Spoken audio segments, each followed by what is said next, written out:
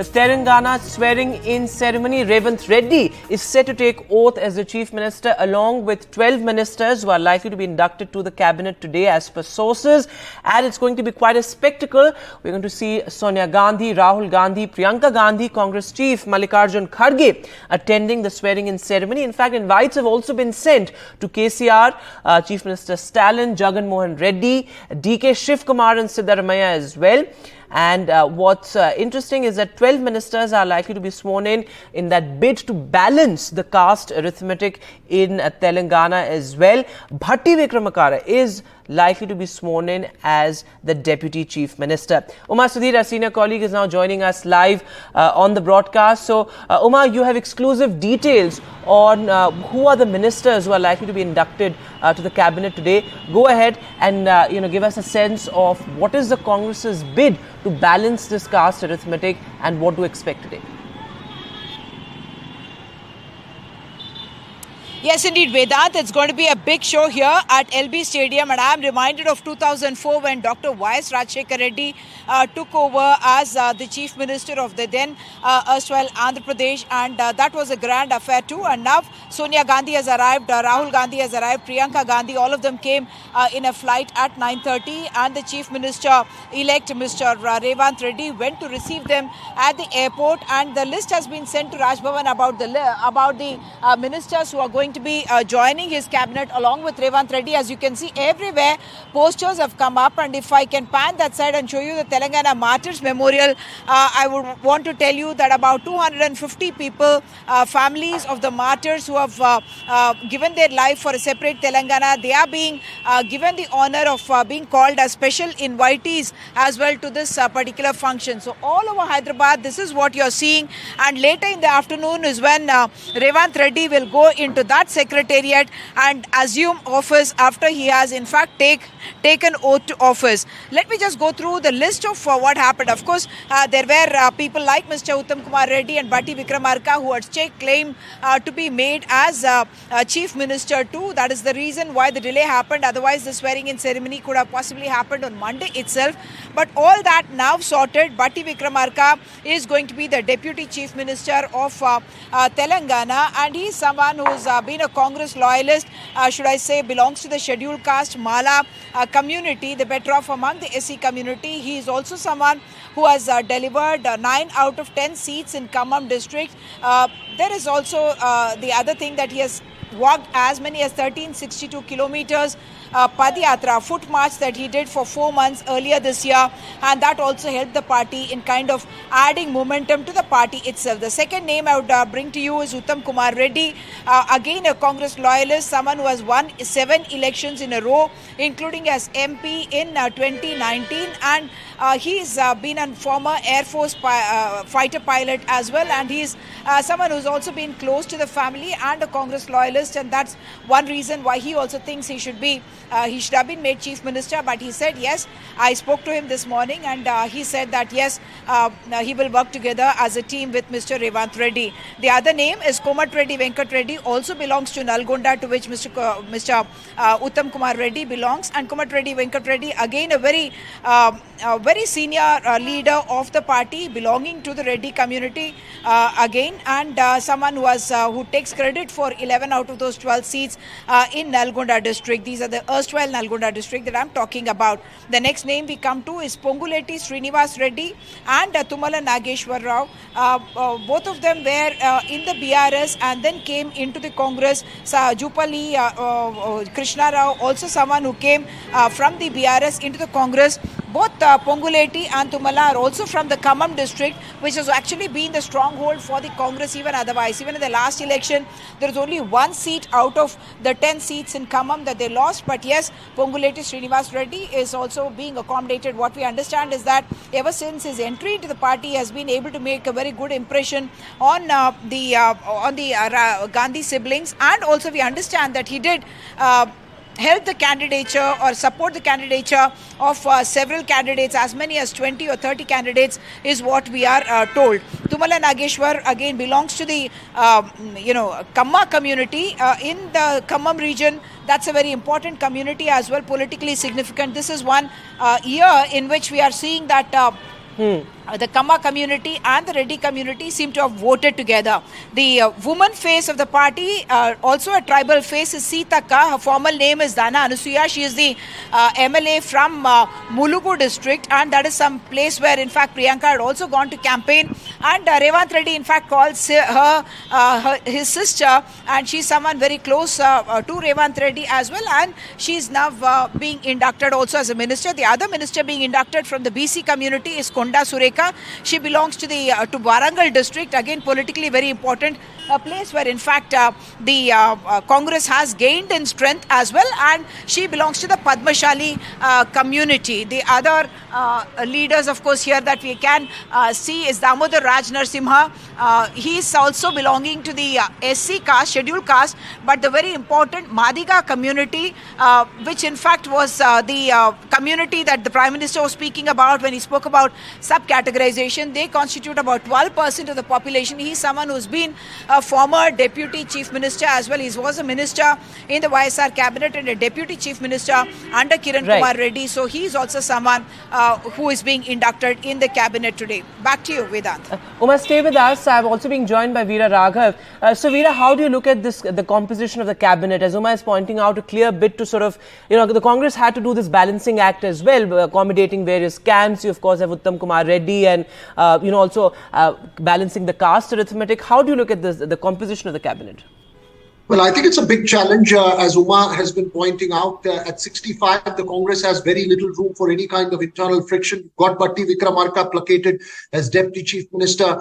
The opposition will be watching very closely. Revanth Reddy, remember, first time not just as Chief Minister, as a minister itself. So doesn't have the experience of running a government, and I think that will be put to test, if I may call it baptism by fire. But as Uma was reading out the names, I think there is one question that's been asked. Remember, during this election campaign, there was always a worry of the Congress being dominated in terms of its decision-making by the Reddy base within the party. The backward castes push was also part of the election campaign. The bringing together of all the other communities is an important aspect as the party heads into 2024. Given that this is the area that the party really needs to hold on to in 2024, how does the caste balance really work out? It does seem to be a cabinet which is dominated by the Reddys. Right, Veera. And as you said, that caste balance is something that's very visible. But also looking at the larger picture, Uma, interestingly, India bloc members were also sent invites as far as the swearing in is concerned. So, the Congress also looking to, in a sense, iron out those differences after the Congress's defeat in the Hindi heartland states. How do you see that playing out? And, what is the representation as far as the India bloc members are concerned?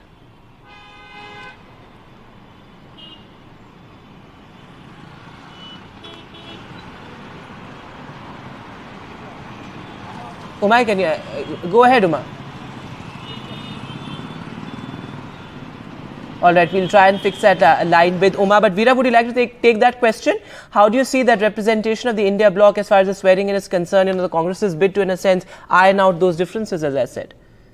Well, yes, that would be one aspect of it. Obviously, that's an important aspect in terms of how the Congress wants to take it across. In fact, the Congress party leadership sending out a clear message that state leaderships in states where it's dominant need to understand the importance of allies. And that was a message at that time to those like Kamal Nath and Ashok Gehlot in Rajasthan, the sense that there needs to be a sense of camaraderie within the alliance. Remember, after the Karnataka victory, in the Karnataka swearing in, it was a grand show of several allies coming in. So that will be something one needs to watch out for here, especially placating parties like the TMC would be extremely important. How the Shiv Sena reacts to this verdict will also be an important aspect as far as the INDIA alliance is concerned.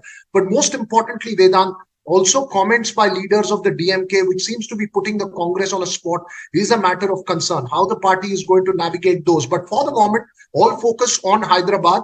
Revanth Reddy, the champion who's led the Congress party to victory there, taking oath as office along with his deputy, Batti Vikramarka, who, remember, has been an MLA since 2009 from the Madira constituency. Both Revanth Reddy and Batti Vikramarka, of course, Revanth Reddy younger, have been MLA several times, but running an administration will be a test of his abilities, being inclusive, taking the party forward together. As you talk about taking the India alliance together, I think the challenge in Hyderabad is to ensure that the party is in one force together with no room for friction. The opposition, the BRS, as well as the BJP in the state will be watching closely at how this cabinet and how the internal equations evolve. Party coming to power after 10 years in that state, Vedant. So a new guard in charge of it right now. That will be a critical test. Of course, for the moment, it's time for congratulations and celebrations to those you see on the picture there. Sonia Gandhi arriving there in Hyderabad, and Revanth Reddy will be taking oath at 1:04 p.m. today. Right, so the task cut out for Revanth Reddy there. But Uma, you wanted to add something, go ahead and also talk to us about how the party has also managed to accommodate regional interests, because of course, Telangana is a state with, diverse, very diverse, and regional differences have also been able to accommodate as far as the cabinet is concerned. Go ahead, Uma. Okay, the caste factor seems to be taken care of, regional factor largely taken care of, but I must point out that there's a big gap in terms of not being able to represent Hyderabad, because that's a place where they don't have any MLAs, don't have any strength, actually largely don't have any strength at all, because the core Hyderabad region of 15 seats, 7 went to the BRS, 7 went to the MIM and 1 went to the BJP, and even if you take the GHMC area, the Greater Hyderabad area, they don't have the talent, so that is something that they will be wanting to correct. Will they do that by inducting MLAs from another party, from the BRS? Already we were told that back channel talks are going on, even after, soon after the results came, that kind of a talk was happening about some of those MLAs who could be possibly accommodated in the Congress now. But what I must point out also is that no minority face either. So Shabir Ali, who actually lost the election from Nizamabad Urban, but had vacated the Kamareddy seat so that Revanth Reddy, as directed by the Central Party leadership, could take on CM KCR there. He is possibly going to be made an MLC and then inducted into the cabinet as well. So the biggest challenges for Revanth Reddy, of course, to be able to fulfill those 6 Congress guarantees that they have spoken about. He is already going to be signing a file to start off those guarantees. So whether they are going to have a staggered manner in which they will say that we will fulfill this promise first, this second, this third, that is something that we need to wait and see, because like we have been reporting, Revanth Reddy, of course, has never been in the government and therefore never had ministerial experience either, but he hopes that he will be able to sail through well enough for that, because when we did ask him about that, he said, I can cope well, I have seen enough of politics and administration to do that. But that could be a challenge for him, not just because he's new to administration and governance, also because his entire team so far has not seemed like it is a united face. Of course, all of them now putting up a united face, and the Congress certainly making a show of Telangana with all the top leaders here.